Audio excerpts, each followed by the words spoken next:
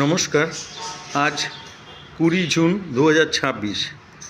আজ পশ্চিমবঙ্গ দিবস।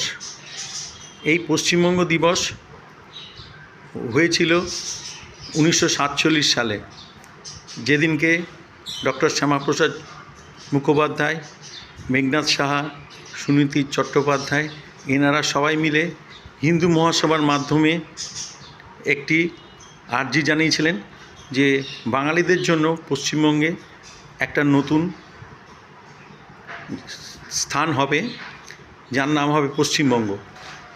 তারপরেই সেটা পশ্চিমবঙ্গ হিসেবে ইংরেজ সরকার মেনে নেয়। এরপরে বলি, আজ বিকেলবেলা আমাদের প্রধানমন্ত্রী তারকেশ্বরে আসছেন। তিনি একটি জনসভা করবেন এই পশ্চিমবঙ্গ দিবস উপলক্ষে। তারপর গতকাল জাহাঙ্গীরের স্ত্রী রেজিনা বিবিকে ধরা হয়েছে এবং তার এগেনস্টে জামিন অযোগ্য ধারা দেওয়া হয়েছে। এরপরে বলি, বাঁকুড়া শিমলিপালে জুলপিয়া জায়গায় একটি স্কুলে, যেটি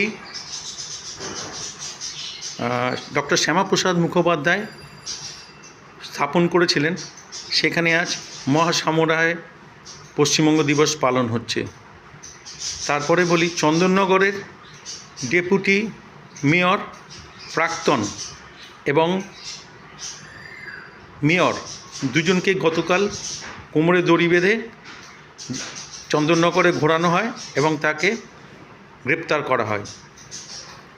এরপরে বলি, গতকাল অভিষেক বন্দ্যোপাধ্যায় দিল্লি গেছিলেন। তিনি 20 জন সাংসদ পদ খারিজ করার জন্য ওম বিড়লাকে একটি পত্র দেন, কিন্তু ওম বিড়লা আপাতত কোনো ডিসিশন নেননি, উনি পরে জানাবেন বলেছেন। তারপরে উনি যখন বিকেলবেলা কলকাতায় ফিরে আসছিলেন, তখন কলকাতা বিমানবন্দরে বিজেপি এবং তৃণমূল সমর্থকদের মধ্যে বচসা হয় এবং হাতাহাতি হয়। এরপরে বলি, তৃণমূলের 3টে অ্যাকাউন্ট ফ্রিজ হয়ে গেছে, যার মধ্যে আর্থিক পরিমাণ রয়েছে 440 কোটি টাকা। কাটোয়া পৌরসভার